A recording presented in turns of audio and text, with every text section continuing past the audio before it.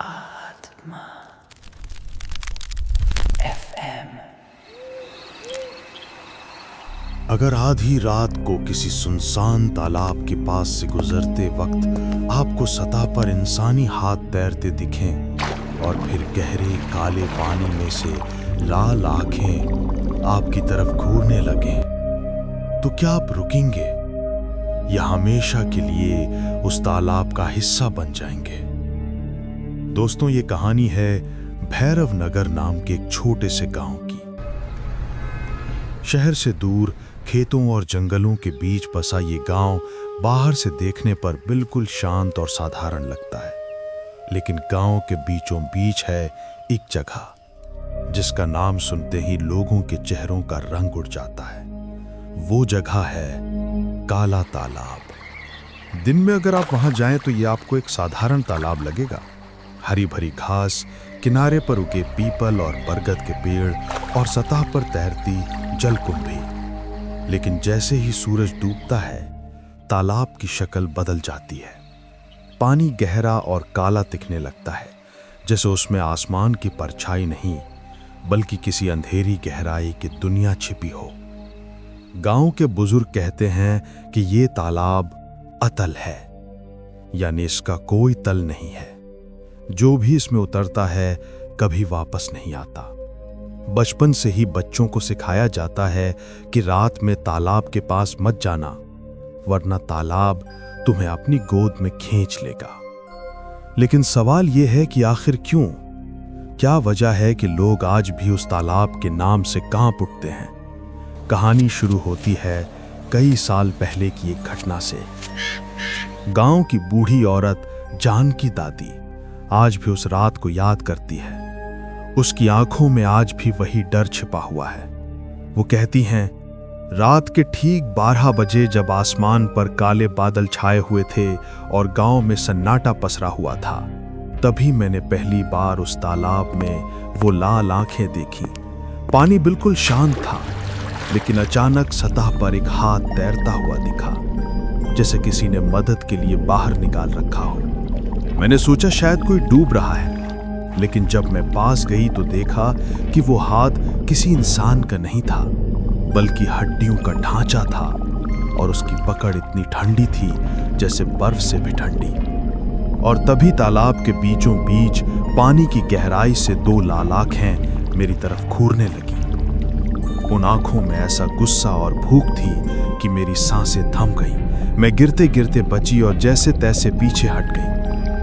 उस रात के बाद मैंने कसम खा ली कि मैं कभी रात को उस तालाब की तरफ कदम नहीं रखूंगी। गांव में और भी कई किस्से मशहूर हैं। कोई कहता है कि वहां एक औरत की आत्मा रहती है, जिसे तालाब में डुबोकर मार दिया गया था। किसी का मानना है कि तालाब के नीचे सैकड़ों लाशें दबी हैं और उनकी आत्माएं आज भी बाहर निकलने की कोशिश कर रही हैं। कुछ लोगों का दावा है कि रात को तालाब के किनारे से औरत के रोने की आवाज आती है। गांव के लोग तो इस तालाब से दूर ही रहते हैं, लेकिन शहर से आए लोग जो इन बातों को अंधविश्वास समझते हैं, वो अक्सर तालाब की हकीकत जानने की कोशिश करते हैं। गांव भैरव नगर वैसे तो बेहद शांत था। मिट्टी के घर, कच्ची गलियां, शाम को चौपाल पर बैठकर बातें करते लोग, सब कुछ मानो वक्त के किसी पुराने पन्ने पर थमा हुआ हो। शहर से आए हुए लोग जब यहां आते तो उन्हें लगता जैसे वो किसी और ही दुनिया में आ गए हों। ऐसा ही महसूस कर रहा था आरव, पढ़ा लिखा आधुनिक सोच वाला, जो कभी भूत प्रेत की कहानियों पर विश्वास नहीं करता था। लेकिन वो अपनी दादी से मिलने गांव आया था। दादी ने उसे पहले ही चेतावनी दी थी, रात में तालाब की तरफ मत जाना।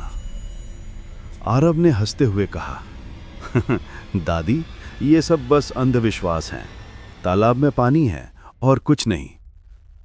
दादी जानकी की आंखें गहरी और गंभीर हो गईं। वो बोली, तू शहर से आया है बेटा, लेकिन याद रख, इस गांव में कुछ बातें सिर्फ कहानियां नहीं हैं।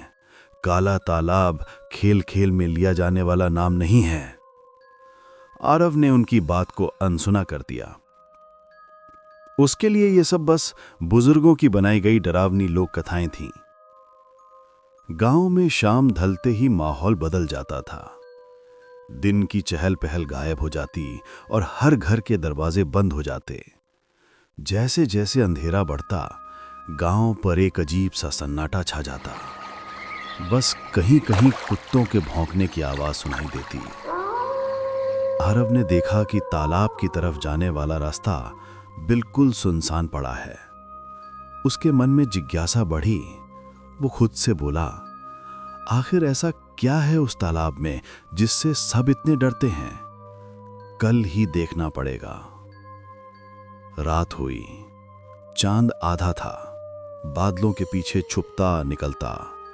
हवा में नमी और ठंडक थी। आरव अपने कमरे में लेटा था, लेकिन नींद उसकी आंखों से कोसों दूर थी। कानों में गांव वालों की कही बातें गूंज रही थीं। तालाब में लाल आंखें दिखती हैं, सतह पर तैरते हाथ बुलाते हैं। अचानक बाहर से कुछ आवाज आई, जैसे कोई कदम तालाब की ओर बढ़ रहे हों। आरव ने खिड़की से झांका, लेकिन बाहर कोई नहीं था, सिर्फ काली रात और तालाब की तरफ जाती पगडंडी। उसके दिल की धड़कन तेज हो गई। वो उठकर बाहर निकल आया। तालाब तक पहुंचने में उसे ज्यादा वक्त नहीं लगा। रास्ता बिल्कुल सुनसान था। दूर से कुत्तों का भौंकना बंद हो चुका था, जैसे पूरा गांव सो गया हो या शायद जागते हुए भी आंखें मूंद ली हों। तालाब के किनारे खड़े होकर आरव ने चारों ओर नजर दौड़ाई। पानी बिल्कुल काला दिख रहा था। चांदनी उसमें पड़कर भी गुम हो जाती थी, जैसे पानी उसे निगल ले रहा हो।